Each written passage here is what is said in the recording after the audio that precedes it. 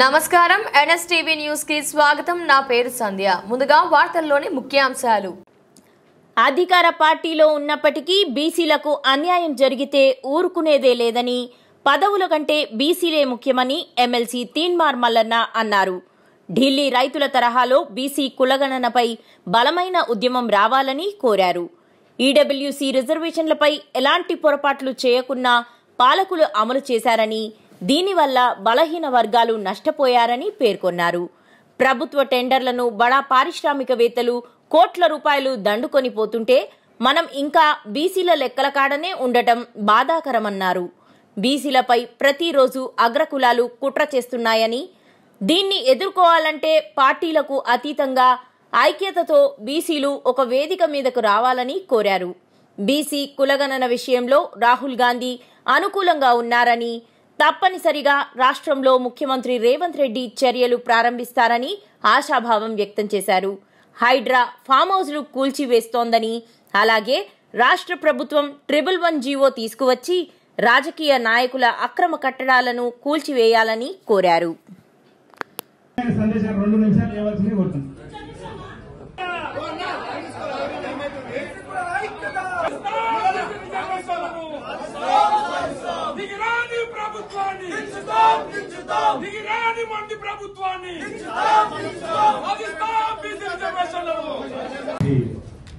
ఏర్పాటు చేసినటువంటి, అలాగే పార్లమెంట్ లో బీసీ బిల్లు ప్రవేశపెట్టాలంటూ, రిజర్వేషన్ కల్పించాలి, కామారెడ్డి డిక్లరేషన్ అమలు చేయాలంటూ, బీసీలకు ప్రత్యేక మంత్రిత్వ శాఖ ఉండాలని చెప్పి డిమాండ్లను చేస్తూ ఈ వేదికను ఏర్పాటు చేయడం జరిగింది. ఇక్కడ వివిధ నాయకులు, కుల సంఘాల అభిప్రాయాలని బయటికి తీసేటువంటి కార్యక్రమం పెట్టినటువంటి బీసీ వాళ్ళందరికీ, బిడ్డలందరికీ నమస్కారం. ఇక్కడ బీసీలకు సంబంధించి కులగణన చేయాలని చెప్పి కాంగ్రెస్ పార్టీ మా నాయకుడు రాహుల్ గాంధీ గారు ఆయన ఆదేశించడం, కాంగ్రెస్ పార్టీ ఆ అంశాన్ని తెర మీదకి తీసుకురావడం, కులగణన చేస్తామని చెప్పి కాంగ్రెస్ పార్టీ మేనిఫెస్టోలో పెట్టడం, నేను ఫస్ట్ టైం చూసిన ఒక పార్టీ మేనిఫెస్టోలో కులగణన అనేది, అది కాంగ్రెస్ పార్టీ మేనిఫెస్టోలోనే. ఇంకా మిగతా మేనిఫెస్టోలో అయితే నాకు కనిపించిన ఎక్కడ లేదనుకుంటా. కాంగ్రెస్ పార్టీ కమిట్మెంట్ గా ఆ మాట చెప్పినటువంటి పరిస్థితి. సో అదే ప్రకారంగా కాంగ్రెస్ పార్టీ కాస్ట్ సెన్సస్ చేయాల్సిందే అనేది ఇప్పటికే మా ముఖ్యమంత్రి గారు, ఈ ప్రభుత్వం దాదాపు 150 కోట్ల రూపాయలు దానికోసం రిలీజ్ చేసినామని, ఒక జీవో ఇచ్చినామనేటువంటి మాట కూడా చెప్పారు. అయితే నాకున్న సమాచారం ప్రకారం ఇప్పుడు ఫైల్ ముఖ్యమంత్రి గారి టేబుల్ మీద ఉంది కాస్ట్ సెన్సస్ కి సంబంధించి. బహుశా ఆయన 1-2 days లో సైన్ చేయబోతున్నట్టుగా నాకు సమాచారం ఉంది. ఒకవేళ ఇంకా ఏమైనా డిలే అయితే లేకపోతే వాంటెడ్ గా ఎవరైనా దాన్ని ముఖ్యమంత్రి గారి మీద ప్రెషర్ పెట్టు, ఇంకోటి చేసో, ఇంకోటి ఏదైనా చేస్తే మేము చూసుకుంటే ఏం కూర్చునే వాళ్ళం అయితే కాదు. నేను కానీ ఎవరు కానీ చూసుకుంటే కూర్చునే వాళ్ళం అయితే కాదు. మేము అధికార పక్షంలో ఉండి జరుగుతున్న అంశాన్ని ప్రజాక్షేత్రంలో మాట్లాడితే ఏం జరుగుతుందో చెప్పగలుగుతా ఉన్నాం. అంటే మా కమిట్మెంట్ ఏందనేది వాస్తవానికి ఈ టైంలో ఎవరికైనా వేరే వాళ్ళకి ఎవరికైనా పదవులు వస్తే ఎంజాయ్ చేసుకుంటా ఇవన్నీ చేస్తూ ఉంటారు. కానీ అధికారంలో ఉండి మా అధికార పార్టీని కూడా అడిగేటువంటి పరిస్థితిలో ఉన్నామంటే మాకు పదవుల కంటే ఎక్కువ బీసీలు ముఖ్యమైనటువంటి. అయితే ఇక్కడ కాస్ట్ సెన్సస్ చేయాలనేటువంటి అంశం వచ్చినప్పుడు ఎస్, చాలా మందికి ఇప్పుడు చాలా ఇబ్బంది అవుతా ఉంది. ఈ లెక్కలు బయటకు వస్తే ఎంత పరిశాన్ అవుతుందో అని కాస్ట్ సెన్సస్ చేద్దాం, చేసిన తర్వాత ఈ లెక్కలు అంతా గడిబిడిగా ఉన్నాయని పక్కకు పెడదాం అనేటువంటి రెండో ఉపాయం కూడా జరుగుతూ ఉంది. సరే, ఆ వ్యవహారం ఎట్లా ఉన్నా కానీ తెలంగాణ రాష్ట్రంలో వెలమల ఇండ్లు 7,200 ఉన్నాయని మేము లెక్క పెట్టినాం. వెలమల ఎస్. ఇప్పుడు కేసీఆర్ ఏం చేసిందంటే ఓసీల జనాభా ఎంత ఉందనేది తీసిండు. దాంట్లో 6.98% ఓసీలు ఉన్నారని చెప్పి సమగ్ర కుటుంబ సర్వే ద్వారా చెప్పింది. దాంట్లో మొత్తం వేస్తే కూడా 3% నుంచి 3.5% వరకు రెడ్డి జనాభా ఉంటే ఇంకా మిగతా వాళ్ళు ఉన్నారు. అయితే ఇప్పుడు ఈ 150 కోట్లతోని బీసీలను లెక్క పెట్టడానికి ఒక్కొక్క తలకు దాదాపు 38 రూపాయలు ఖర్చు పెడతా ఉంది ప్రభుత్వం. సో అంటే ఈ లెక్కన మనకి ఈ ఓసీలందరూ ఒక దగ్గర వేసి లెక్క పెట్టినా 27 లక్షల మంది అవుతారు మొత్తం అందరినీ. 37 రూపాయలు చొప్పున వేసుకున్నా కూడా 10,35 లక్షలని ఇలా లెక్క పెట్టవచ్చు. మీరు మమ్మల్ని లెక్క పెడతారా, మేము మిమ్మల్ని లెక్క పెడతాం? బలహీనంగా మనం అడుక్కునుడు, డిమాండ్ చేసుడు, ఇవ్వాల్సిందే, ఐక్యత, ఇవన్నీ బలహీనమైన పదాలు, చాలా బలహీనమైన పదాలు. మీరు అక్కడ ఢిల్లీలో రైతుల పోరాటం చూసారు. పంజాబ్ బార్డర్ లో ఏం బార్డర్ అన్నది, ఏం బార్డర్ ఉండే ఢిల్లీలో, సింగు బార్డర్. అక్కడ ప్రధానమంత్రి పార్లమెంట్ లో వ్యవసాయ చట్టాలు తీసుకొస్తే ఆడనే కూర్చొని మంచాలు వేసుకొని పండుకొని పార్లమెంట్ లో చట్టాలు వాపసు తీసుకునే ఉద్యమం జరిగింది. ఇదే పార్లమెంట్ లో బీసీల రిజర్వేషన్ బిల్లు పెట్టాలంటే గా తరీకలో ఒక ఉద్యమం జరగాల్సిందే, జరగలేదు. పైపెచ్చు ఏంటంటే ఈడబ్ల్యూఎస్ కోటా ఏదైతే ఉందో, ఈడబ్ల్యూఎస్ కోటా ద్వారా అన్యాయమైనటువంటి ఈ బీసీలు, ఎస్సీలు, ఎస్టీలు, ఆఖరికి అప్పర్ కాస్ట్ లో ఉన్న ఓసీలు కూడా అన్యాయమే అయిపోయింది. తెలంగాణ రాష్ట్రంలో కేవలం 1 or 2% ఉన్నటువంటి ఎలిజిబిలిటీ ఈడబ్ల్యూఎస్ 10% రిజర్వేషన్ అమలు చేస్తా ఉంటే, అనుభవిస్తా ఉంటే, ఇప్పుడు ఉద్యోగాల వచ్చింది. ఏది రైతుల సమస్య అయినాడు, నిరుద్యోగ సమస్య అయినాడు, అట్టడుగుండే బీసీ ఎస్సీలు ఎక్కుంటారు, ఎక్స్రే అన్నాడు. అదే మనకు హోప్ అవుతుంది. ఇక ఆయన కంటే ఇప్పుడు రాకపోతే ఎప్పుడు రాదే మనసుకుంటుంది. కనుక మనం కొట్లాడాలి. ఆయనలో చెయ్యాలని ఉన్నది. యావత్ భారతదేశంలో 90% ఉన్న బడుగు బలహీన వర్గాలకు అన్యాయం జరుగుతుంది, 10% ఎంజాయ్ చేస్తున్నాడు అన్నాడు. ఎవడన్నా అన్నాడు? ఇప్పటిదాకా స్వాతంత్రం వచ్చి 78 ఏళ్ళకి వచ్చినాం, కానీ మన గురించి అడిగేటోడు లేదు. ఒకసారి అయింది పాపం దామోదరం సంజయ్, ఆయన కూడా ఇప్పుడు రోజులు ఉత్తరీయలే. ఆయన మీద కూడా కంప్లైంట్ చేస్తే బోత్ కుమార్ బడా బిల్డింగ్ बनाया ఆమె ఇందిరాగాంధీ ఎవరు మప్పించింది సీక్రెట్ గా. ఆ గుర్తు చనిపోయింది. చచ్చిపోతే సొంత ఇల్లు లేదు, అత్తగారి ఇక్కడ పెట్టిన శవం. నేనప్పుడు 1972 I was youth Congress general secretary ఉన్నా. వెంకటరావు గారు అక్కడ పెట్టిండు. ఏది పార్క్, సంజీవయ్య పార్క్ పెట్టింది కాబట్టి ఎవడైనా ఇప్పటిదాకా అందరూ అక్కడికి రాలేదు. ఒకసారి నేను అన్యాయం అనుకున్నా, అయినా బీసీ గౌండ్ ఆయన అనుకున్నా. ఆయన నేను కూడా రెడ్డినే ఆలోచన. నేను అడిగిన madam Indira Gandhi, madam how long you are giving to opportunity to the upper class? No Hanuman, what is this? Is అన్యాయం ద బీసీ అన్నాడు. నాకు హిందువులో ఆయన కటింగ్ చూపించిన ఆయన శ్రీనివాస్ రెడ్డి ఏదో పేరు చెప్పిందంటే కనుక ఆ కుటుంబంలో ఉన్నదిరా బాబు, బడుగు బలైన వర్గాలను పైకి తేవాలని మీరు ఆలోచన చేయండి. అగ్ర కులాలలో పేదరికం ఉన్న వాటిని పైకి తేవాలని ఆలోచన. అదే జననికి ఇవాళ రాహుల్ గాంధీ ఇవాళ ఏమంటున్నాడు? ఇచ్చినా ఇచ్చేదా, ఇచ్చి భాగీదారి అంటున్నాడు.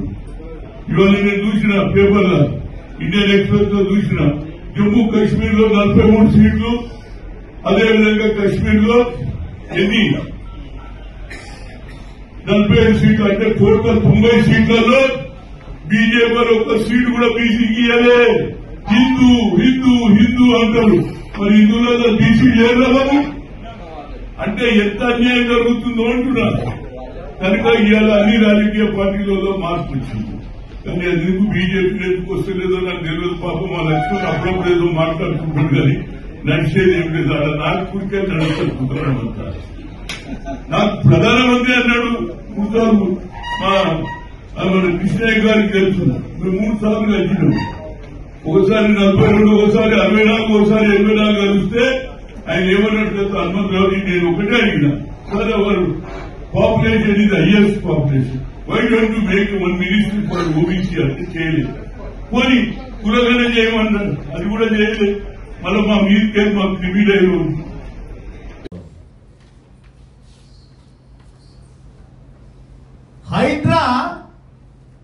హైడ్రా వచ్చి అన్ని గులుస్తా ఉంది. ఎవరు వేస్తారా ఫామ్ హౌస్? వాళ్ళు ఉన్నాయా? మొత్తం అనేనా? 311 జీవోలో హైడ్రా దిగాలి. ఇప్పుడు మరి హైడ్రా దిగి అక్రమ నిర్మాణాలను దూలగొట్టినట్టు ఈ బీసీలు కూడా హైడ్రా తరీకాలో తిరిగి ఆక్రమణలను కూల్చాలి. రాజకీయ ఆక్రమణ. బీసీలో రకరకాల సంఘాలు, రకరకాల నాయకత్వాలు. నేను లిఫ్ట్ దిగి అట్లా వస్తా ఉన్నా, ఎవరో సోదరుడు కలిసి బీసీ ఏదో చైర్మన్ ఉన్నాడు, ఆల్ ఇండియాలో ఏదో చైర్మన్ ఉన్నాడు. నేను అట్లనే చూస్తా ఉన్నాను. చైర్మన్ గారు లిఫ్ట్ కార్డు ఎదుర్కొంటాడే.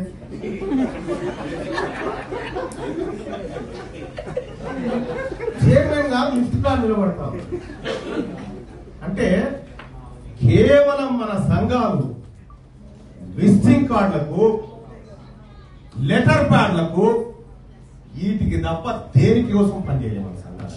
ఇప్పటిదాకా చెప్తా ఉన్నా, కన్ను మూసుకొని అంతరాత్మతో ఆలోచించడం జరిగింది. అంతో ఎంతో ఈ బీసీ వాదం ఉన్నదని ఒకటి కాపాడుకుంటే తల్లాడుకుంటే తెచ్చి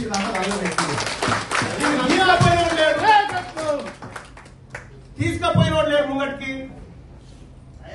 తమ్ముందా గ్రామాలలో, గ్రామ స్థాయిలో ఈ అంశాన్ని తీసుకుపోయి ఈ ప్రజలకు వివరించేటువంటి శక్తి కావాలి. ఇప్పుడు జరిగిన ఎంత దుర్మార్గంగా 1000 కోట్ల రూపాయలు ఒకరొకరు వేసుకొని పంచుకొని తింటా ఉన్నారట. 1000 కోట్ల రూపాయలు మనం ఇక్కడ నువ్వు కడ కొట్లాడుతున్నావు.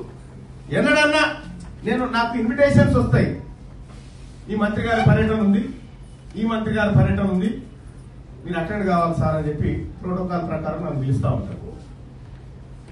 పొన్నం ప్రభాకర్ ఎన్నడన్నా అదే హెలికాప్టర్ వేసుకొని పోతేనే ఒక్కసారి చూద్దాం అనుకున్నా. కొండా సురేఖ గారు ప్రత్యేక హెలికాప్టర్ వేసుకొని పర్యటన పోతుందేమో అనుకున్నా. వీళ్ళకి హెలికాప్టర్ లేదు, ఏకేమని లేదు, వంటిదే ఏం లేదు వీళ్ళకు. అదే వాళ్ళు మాత్రం ప్రత్యేక హెలికాప్టర్ వేసుకొని అక్కడ దిగి మహారాజుల కొడుకులు ఎక్కి మళ్ళీ అది మనసు ఉంది. మళ్ళా ఆలోచన పెద్దగా చేయరాదురా. బలహీనంగా ఎందుకు చేస్తారు? ఓ హెలికాప్టర్ కొంటే తప్ప ఆర్టిస్తున్నా, ఓ హెలికాప్టర్ కొనాలనా? ఓ హెలికాప్టర్ కొనాలి. చాలా చిన్నగా ఆలోచన చేసి వాళ్ళు ప్రతిరోజు కుట్రలే చేస్తున్నారు. వాళ్ళు ప్రతిరోజు కుట్రలలో బిజీగా ఉన్నారు. మనమేమో ఇప్పుడు ఛాయ్లు, బిస్కెట్లు, మీటింగ్ అయిపోయింది, ఎక్కడో అక్కడ. మీకు దమ్ముందా? మీకు దమ్ముంటే ఇదే మీటింగ్ సభ్యుల ఈ కూర్చున్న వాళ్ళంతా ఆడ నిరార దీక్ష చేస్తున్న బిడ్డలు ఉన్నారుగా, ఆడికి పోదాం పని. పోదాంపై ఆడున్నారు. ఎవరి కోసం చేస్తున్నారు? ప్రాణాలను వదిలేయడానికి సిద్ధంగా ఉన్నారు ఆడ. వాళ్ళ గురించి చర్చ లేదు, వాళ్ళ గురించి మాటలు లేవు మన మధ్యలో. అసలు ఆయన ఎవరో మనకు సంబంధం లేదన్నట్టుగా ఉంటే ఏం సాధిస్తారు? ఏం పోరాటం చేస్తారు? ఎక్కడి నుంచి వస్తుంది మీ ఐక్యత? వాడు నీ ఓడు కాదా? నీ బీసీ ఓడు కాదా? వాడు ప్రాణాలు పనంగా పెట్టి 7:30 గాంధీ హాస్పిటల్లో 5-6 రోజుల నుంచి బువ్వ తినకుంటాడు పడుకొని, నా జాతులకు 42% రిజర్వేషన్ అమలు కావాలని, కులగణన జరగాలని కొట్లాడుతా ఉంటే ఇప్పటికి 4 సార్లు పోలీసు వాళ్ళు ఎత్తుకపోయి పోలీస్ స్టేషన్ దింపితే ఎన్ని పోలీస్ స్టేషన్లు తింపినా దీక్ష వదలకుండా పట్టుతోటి దీక్ష చేస్తున్నారు. గాలను చూసి నేర్చుకోవాలి మనం. వాళ్ళని చూసి వరంగల్లో చేస్తా ఉన్నాడు కుమార్, సంజయ్ చేస్తా ఉన్నాడు, సిద్ధాంత చేస్తా ఉన్నాడు. పోదామాడికి వస్తారా? దమ్ముంటే ఆడ కూర్చొని గాంధీ హాస్పిటల్ కానీ గవర్నమెంట్ వస్తుంది. ఆడికి వస్తే మనం పోతే గాంధీ హాస్పిటల్ కానీ గవర్నమెంటే వస్తుంది మనం పోతే. మీరు వస్తారంటే నేను నమ్మా. మళ్ళా అయింది అంటే ఇక్కడ కాస్ట్ సెన్సస్ ఎంత ముఖ్యమో కరెంటు జరుగుతున్నటువంటి ఇష్యూస్ కూడా చాలా ఇంపార్టెంట్. నాకున్న సమాచారం ప్రకారం ఒక మంత్రి గారు నాకు 3 వీసీలు ఇవ్వాలి, నేను అపాయింట్ చేస్తా, వాళ్ళు 3 రెడ్డోళ్ళు ఉన్నారని చెప్పి చెప్తున్నారు. నాకు సమాచారం అది 10 వీసీలో ఏమో భర్తీ చేస్తా అని చెప్పారు. దాంట్లో చాలా జాగ్రత్తగా మీరు గమనించండి, ఎన్ని వీసీ పోస్టులు పోతాయి, ఎన్ని భర్తీ అవుతా ఉన్నాయి, ఇవన్నీ మీరు ఒకసారి అబ్జర్వ్ చేసి చూడండి, మీకు లెక్క అర్థమవుతుంది. ఇక ఎక్కడ కూడా మనమేమో కాస్ట్ సెన్సస్ కానే ఉన్నాం, ఇంకా కాస్ట్ కులంగా మమ్మల్ని లెక్క పెట్టండి అయ్యా అని చెప్తా ఉన్నాం మనము. కానీ వాళ్ళు ఎంత పనులు ఉన్నారంటే టెండర్లు, ప్రభుత్వం టెండర్లన్నీ ఒక్కొక్క ఆయన 1100 కోట్ల రూపాయలు పంచుకున్నారు మొన్న. ఈ ఎవరిలో ఎలాంటి మెగా రాఘవ నాగార్జున కన్స్ట్రక్షన్ లో ఒక్క బీసీ ఉంది లేదు. బడ్జెట్ ని ఎట్లా పంచుకోవాలి, ఏ రేషియోలో పంచుకోవాలనేటువంటి లెక్కల కాడ వాళ్ళు ఉంటే కనీసం నన్ను మనిషిని రా, నాదో కులం ఉందిరా, లెక్క పెట్టరా అని లొల్లి కాడ మనం. బీసీలు అధికారంలోకి రావాలంటే పైసలు కావాలి, రాజకీయం కావాలి. ఎంతైతే 1000 కోట్లు అయితే నేను తెస్తా 1000 కోట్లు. ఎప్పుడైనా మీరు బలహీనమైనటువంటి ఆలోచనలు బంద్ చేయండి. బలహీనంగా మాకు ఇవ్వాల్సిందే డిమాండ్ చేస్తున్నాం, ధర్నా, ముట్టడి, నిరాహార దీక్ష, ఏందే ఇది? ఎవరైనా చేసిన వాళ్ళు ఈడబ్ల్యూఎస్ కోటా కావాలని చెప్పి ఏ ఒక్క రోజున వాళ్ళు రోడ్ ఎక్కిన రోజు చూసినా అమలైపోయింది. నీకు రాజకీయ పరమైనటువంటి శక్తి నీ కాడుంటే అన్ని జరుగుతాయి. మిత్రుడు నరేందర్ చెప్పే ఇప్పుడు మన వాళ్ళు దీక్ష చేస్తున్నారు, ఒక్క కాంగ్రెస్ పార్టీ నాయకుడు పోలేదు, ఒక తీర్మానం మనలోనే పోయించారు. నేనే పోయించా, కాంగ్రెస్ పార్టీ నాయకుడిగా పోలే, బీసీ వన్గా పోయింది. అయితే ఇటువంటి నాకు తెలిసి బీసీల మీటింగ్లు 1,00,000 అయి ఉంటాయి ఈ 34 ఏళ్లలో. 1,00,000-1,50,000 దాకా అయి ఉంటాయి. అయినప్పుడు అలా స్థానిక సంస్థల రిజర్వేషన్లు 33 నుంచి 23కి వచ్చినాయి. మన పోరాటం 33కి 23కి వచ్చినాయి. కేసీఆర్ పుణ్యం కాదు, నిజంగా చెప్తా ఉన్నా కదా. ఆ బుజ్జికి మైక్ ఇవ్వాల్సిందే. తిట్టు మమ్మల్ని తిట్టు, మాకు సిగ్గు లేదు కదా. మాకే బీసీ నాయకత్వానికే సిగ్గు లేదు, బీసీలకే శరం లేదు. నాయకత్వాలంతా వాళ్ళ కింద మోకరిల్లిపోయి ఏమిస్తావయ్యా బిచ్చమయ్యా అని చెప్పి అడుగుతుంటా ఉంటే ఇంకా మనం అప్పర్ కాస్ట్ తీసుకుంటా కూర్చుంటాం. మీద అప్పర్ కాస్ట్ని మనం అననీకి లేదు మనకు హక్కు. మనం అమ్ముడు పోయి పార్టీల కోసం, టికెట్ల కోసం బిచ్చగాళ్ళ లెక్క ఏమిస్తారు, ఏం తిందామని ఆలోచన చేస్తున్నాం. కాబట్టే మన బతుకులు ఇట్లా వచ్చినాయి. ఒక్క చెప్తున్నా 1000 కోట్లు ఏం చేస్తాం.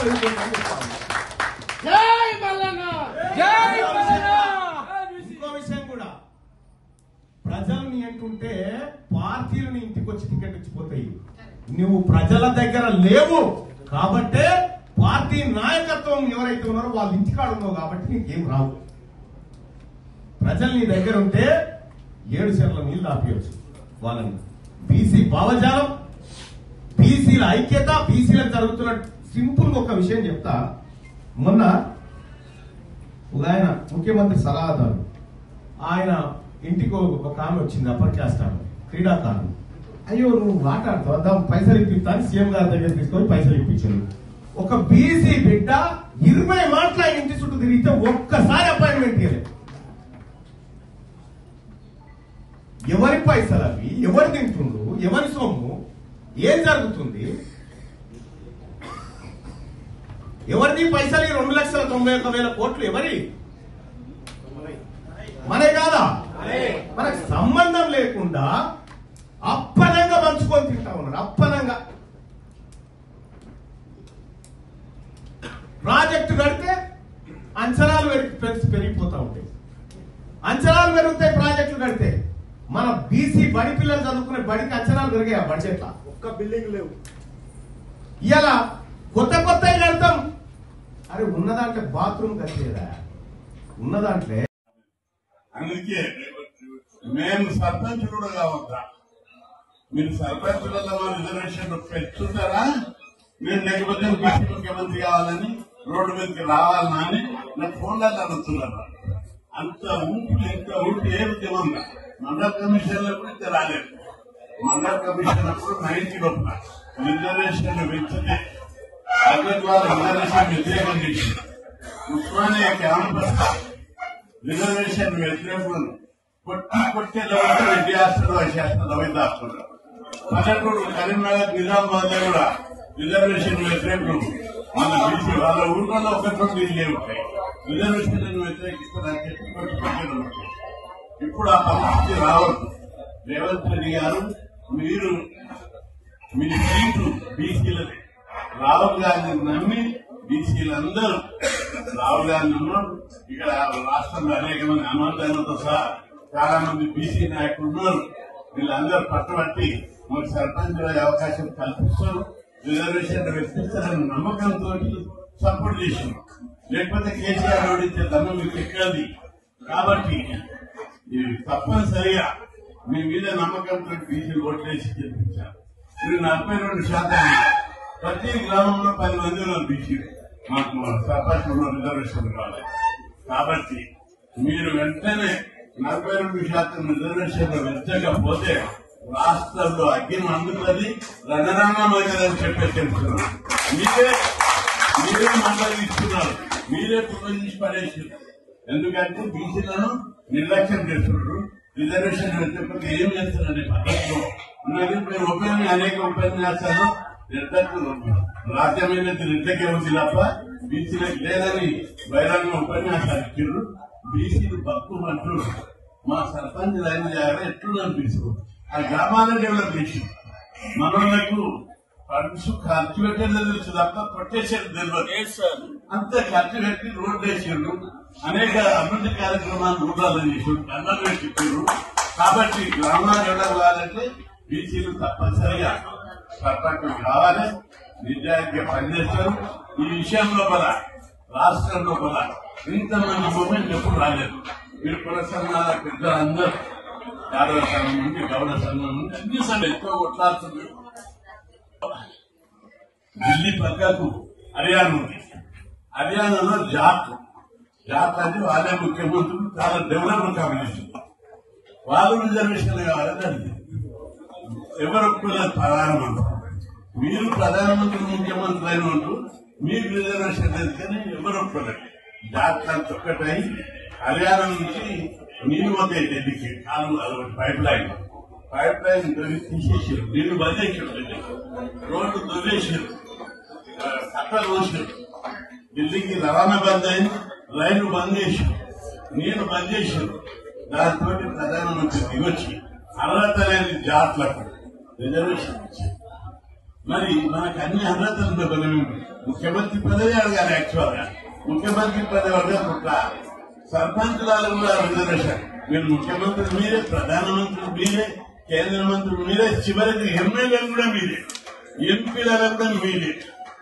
కానీ మాకు సర్పంచులలో కూడా రిజర్వేషన్లు ఇవ్వాలని అగ్గే రాష్ట్రంలో బీసీలు అందుతున్నారు. ఈ అవకాశాన్ని బీసీలందరం వాళ్ళకి సరైన దిశలో ఉద్యమ స్ఫూర్తి ఇచ్చి ఉద్యమ కార్యక్రమాలు చూపిద్దాం. తప్పనిసరి రాష్ట్రంలో సమాజం లోపల ఎప్పుడు మండల్ కమిషన్ 2 సార్లు రాష్ట్రంలో బీసీ ఉద్యమం వచ్చింది. 1986లో ఎన్టీ రామారావు బీసీ రిజర్వేషన్ 40% పెడితే రిజర్వేషన్ పెద్ద ఎత్తున ఉద్యమం చేస్తే బీసీలో ఉద్యమం చేసి ఎదురుదారి చేశారు. 1990లో మండల్ కమిషన్ రిజర్వేషన్ వ్యతిరేక ఉద్యమం వస్తే బీసీలలో పెద్ద ఉద్యమం వస్తే 3 సార్లు రాష్ట్ర బంధువులు అంటారు. అన్ని పార్టీలు భద్రత చేయాలి. సంఘాలు, బీసీ సంఘాలు ఎక్కడికక్కడ అలర్ట్ చేయండి. మన నాయకులందరితో మాట్లాడి మన సత్తా ఏంటిలో చూపెట్టాల్సినటువంటి సమయం ఆసన్నమైంది. బీసీలంటే చిన్న చూపు, పనికిరాలు, అసమర్థులు అనుకుంటున్నారు. ఒక్కసారి సమర్థత చూస్తే ఆ గాలికి ఎగిపోవాలంటారు.